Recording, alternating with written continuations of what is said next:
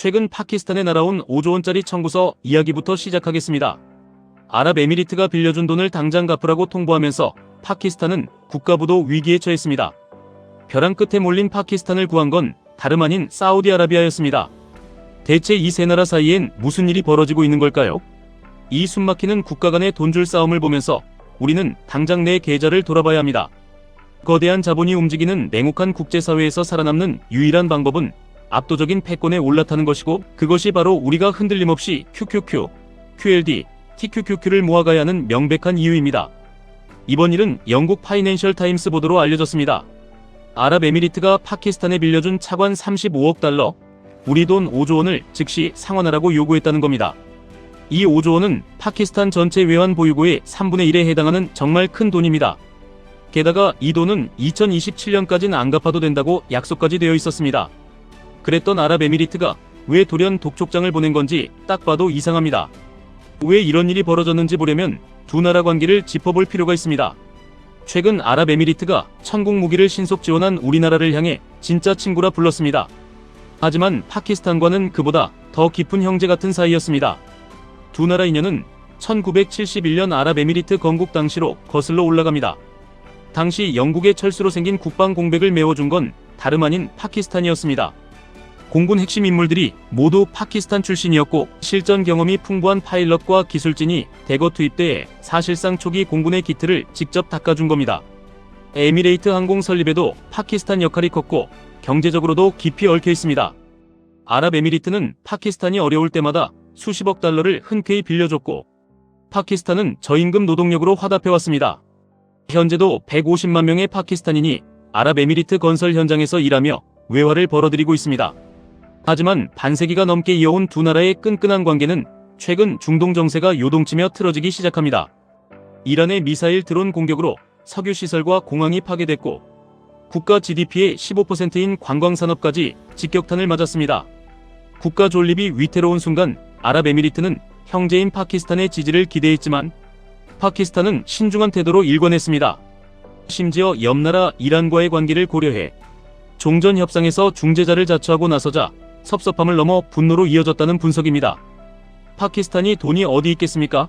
IMF 관리도 받아야 하고 복잡한 나라인데, 이 상황에서 돈을 빼간다는 것은 파키스탄으로서는 정말 최악의 마진콜을 당한 것과 같습니다. 당장 5조 원을 갚으라는 압박에 파키스탄은 국가부도 위기에 내몰렸습니다.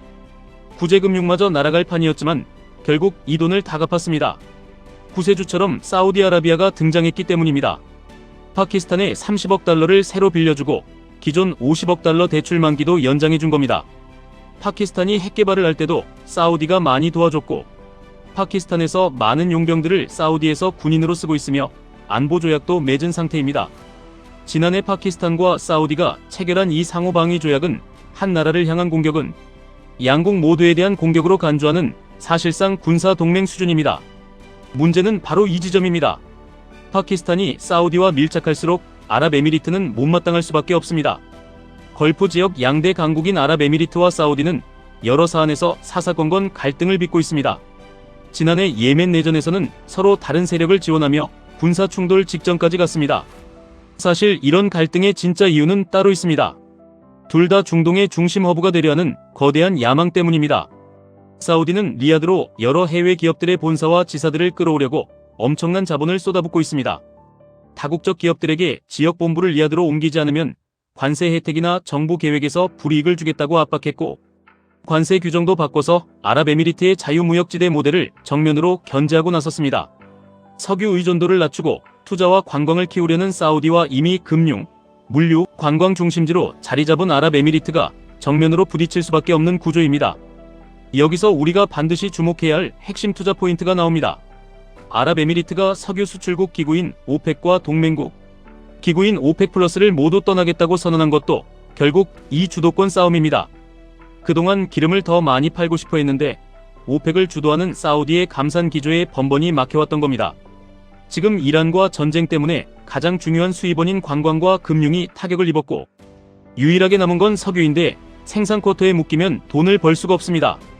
아랍에미리트의 진짜 목적은 유가가 상대적으로 높은 지금 시기에 석유를 더 많이 생산해서 그 막대한 자금으로 인공지능 인프라와 첨단 기술을 확충하려는 것입니다. 무슬림 국가들에게 퍼주는 형식의 정책에서 벗어나 철저하게 시장, 경제체제 안에서 자국의 이익을 극대화하고 생존을 도모하고 있는 것입니다. 중동의 오일머니가 지금 어디로 향하고 있는지 보이십니까? 그들이 목숨을 걸고 구축하려는 인공지능 인프라 시스템, 그 모든 돈의 종착지는 결국 미국 나스닥을 지배하는 거대한 기술 기업들입니다. 파키스탄처럼 남의 돈에 기대어 국가를 운영하면 하루아침에 5조 원 독촉장을 받고 부도를 걱정해야 합니다. 우리 개인의 투자도 마찬가지입니다. 거대한 자본주의 생태계에서 확실한 나의 무기가 없다면 언제든 시장의 변동성에 휩쓸려 계좌가 녹아내립니다. 그렇기 때문에 우리는 전 세계의 부가 집중되는 미국의 1등 기업들, 그 완벽한 집합체인 QQQ에 우리의 돈을 묻어야 합니다. 중동의 군주들이 서로 싸우면서도 결국 미국의 기술에 의존할 수밖에 없는 이 거대한 것이, 경제의 흐름을 이해하신다면 주가가 하루 이틀 빠지는 것은 아무런 문제가 되지 않습니다. QQQ는 여러분의 자산을 지켜주는 든든한 방패이자 가장 안전한 본진입니다. 세상이 아무리 혼란스러워도 인류의 기술 발전은 멈추지 않으며 그 중심에는 항상 나스닥 빅테크가 있습니다. 하지만 우리는 더 빠르고 더 거대한 경제적 자유를 갈망합니다. 월급만 모아서는 절대 부자가 될 수 없는 잔인한 시대입니다. 그래서 우리는 QLD를 활용해야 합니다. QQQ의 수익률을 2배로 추종하는 QLD는 적절한 변동성의 파도를 타면서 우리의 자산을 폭발적으로 불려주는 최고의 엔진입니다. 파키스탄이 생존을 위해 중재자를 자처하듯 우리도 자본주의 시장에서 살아남기 위해 QLD라는 강력한 레버리지를 전략적으로 다뤄야 합니다. 그리고 극강의 야성과 인내심을 가진 분들을 위한 궁극의 무기 TQQQ가 있습니다. 3배의 레버리지는 마치 중동의 패권을 노리는 사우디의 공격적인 투자와 같습니다. 물론 위험합니다. 시장이 폭락할 때 TQQQ는 여러분의 멘탈을 산산조각 낼 수도 있습니다. 아랍에미리트가 갑자기 대출금을 갚으라고 한 것처럼 시장도 우리에게 잔인한 공포를 던져줍니다.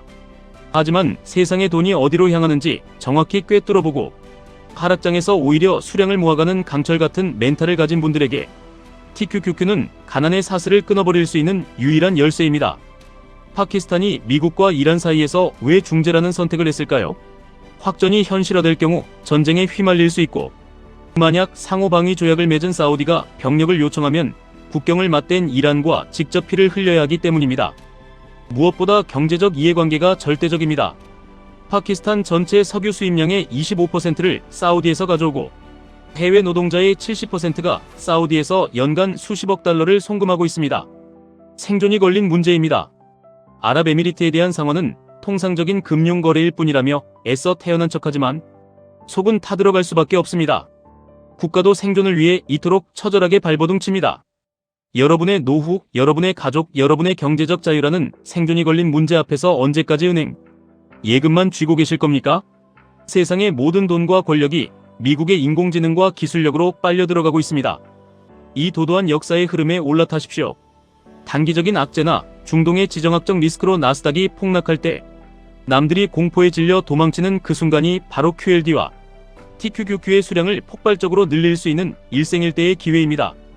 중동의 형제들도 돈 앞에서는 무섭게 등을 돌립니다. 시장은 우리에게 그 어떤 자비도 베풀지 않습니다. 철저하게 거시 경제를 이해하고 흔들리지 않는 원칙으로 무장한 사람만이 살아남아 부를 쟁취할 수 있습니다. 당장 오늘 주가가 조금 내렸다고 불안해하지 마십시오. 10년 뒤, 20년 뒤의 세상은 지금 우리가 투자하고 있는 나스닥의 거인들이 지배하고 있을 것입니다. 확신을 가지시고 매일 조금씩이라도 지분을 모아가시며 여러분만의 거대한 자본 성벽을 완성하시기 바랍니다. 포기하지 않고 묵묵히 걸어가는 여러분 곁에 항상 함께하겠습니다. 지금까지 1분 투자 하이젠버그였습니다.